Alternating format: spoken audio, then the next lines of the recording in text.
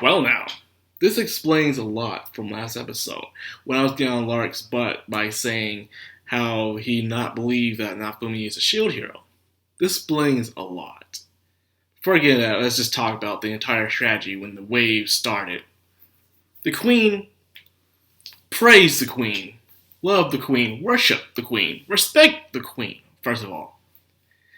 You know how freaking incompetent the king was? Couldn't do a damn thing right. But the queen, just like that. She got all them ships ready, she got the soldiers, the men, the henchmen, all that. Already. In a short amount of time. That is what you handle with true power. You see, if you truly want to test someone, give them power.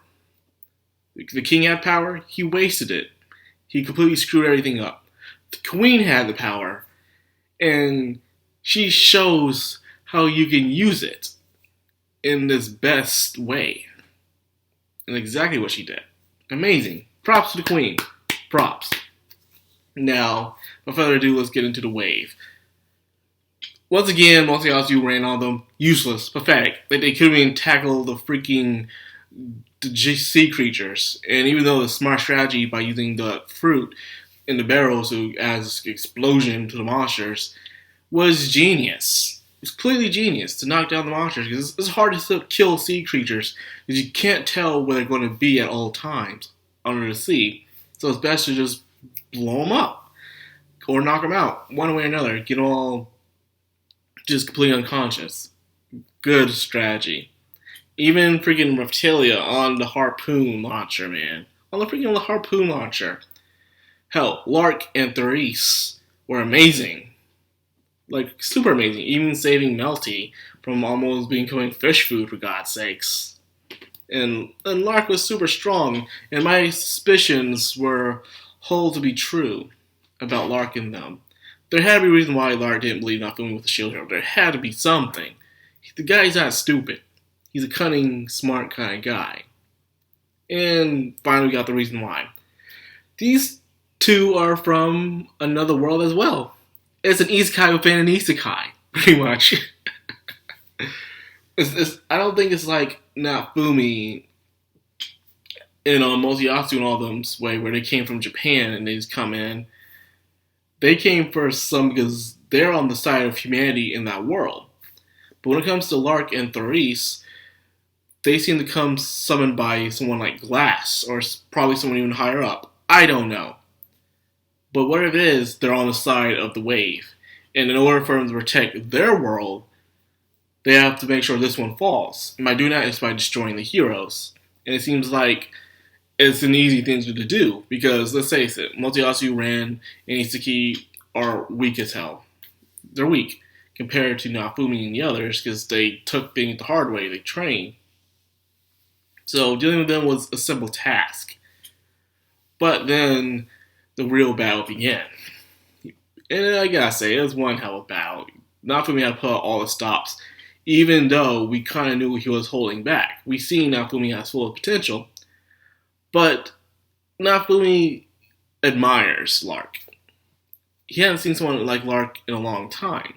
Someone that respects him, treats him as an equal, could joke around, feel, good. Even though he did throw him off his game here and there with his attitude, but nonetheless, he enjoyed Lark's company. He was happy he joined a wave, he was happy he was helping out, but nonetheless, Lark was for the other team. So it's hard to want to defeat someone with their own risk at stake. These are kind of the most incredible battles. A battle where two opponents must face each other, and they both have something to lose on the line.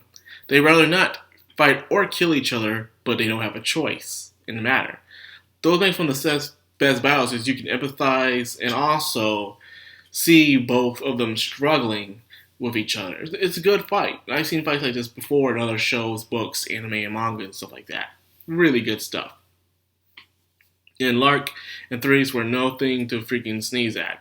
Even with Therese, with her power, the jewel she was using that Nafumi helped her make, didn't even want it to attack him. As you see the whispers, sorry, and stuff like that. So it was like, wow, this was a very emotional battle.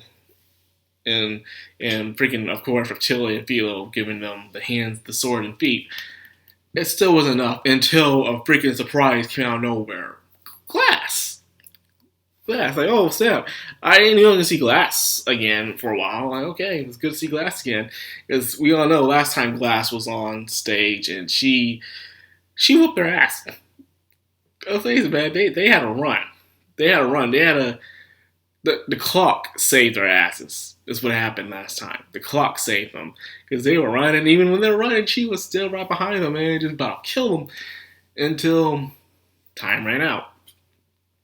But this time, I think they have more than enough to fight against Nafumi. But he became stronger than he was last time. Question is even though he has become stronger, can he truly control that power? Because the highest we've seen him was he was fighting against the Pope, and it did some really terrible damage to his body. Double-edged sword kind of technique. Unless you got other techniques he can use against Glass and them without the seat. Then again, you have to base on the power level of the Pope when he was using that replica weapon in Glass. Glass was strong, but some of her attacks. But the Pope was using the power of an entire ministry praying and giving him mana. So that's what Nafumi had to go against. Then yet again, he had people that he needed help with. Last time when Nafumi was fighting Glass, it was just him, Philo, and Reptilia. This time, there are more people around. But they also have Lark and Therese on their side. It's hard to tell where this battle is really going to go next episode. And next episode, I believe, is the last episode of the season. Oh, man. It's coming to an end already. Oh, and I don't want it to end. I don't think you don't want it to end. I don't want it to end. No one wants this to end. Like, God, man, please. Just let it go on. Let it go on. But they probably need to catch up with the source material or something. Who knows? Because I'm really enjoying this. Because it's starting to get really good, too. Usually when it comes to anime manga, it's hard to really keep that hype and that, that nice, stable pace to really keep the watcher to really invest into the work. But they did a very excellent job here, and I'm excited for it as well. There are some mishaps, you guys, we just have to get used to CGI, because, CGI is just going to be an anime from now on. Bad CGI. You can't do CGI right. You just need the right toning and stuff for it, but they got a long way to go, I guess, That also includes they were using also some repetitive animation here and there, like as they're dumping the barrels into the water and the explosions. I caught on to that. I saw that. That was you were reusing some animation back there. You can't fool me. I saw that. But nonetheless, that's just a little nitpicking right there. Everything else was actually pretty amazing, especially towards the end and everything. We've got to get a very hyped up grand finale, and I'm excited to see that. So, yeah, that's all I got for this episode. I really enjoyed it and can't wait. Oh, God, one more week. Then again, summer's anime is going to be really amazing too. I can't wait to talk about that as well. So anyways, if you enjoyed this video, you're enjoying Shield Hero in all its glory. I hope you guys help support the channel by like, comment, and subscribe. And don't forget to hit the bell icon to get notified every time I upload. Macro Anime, signing out.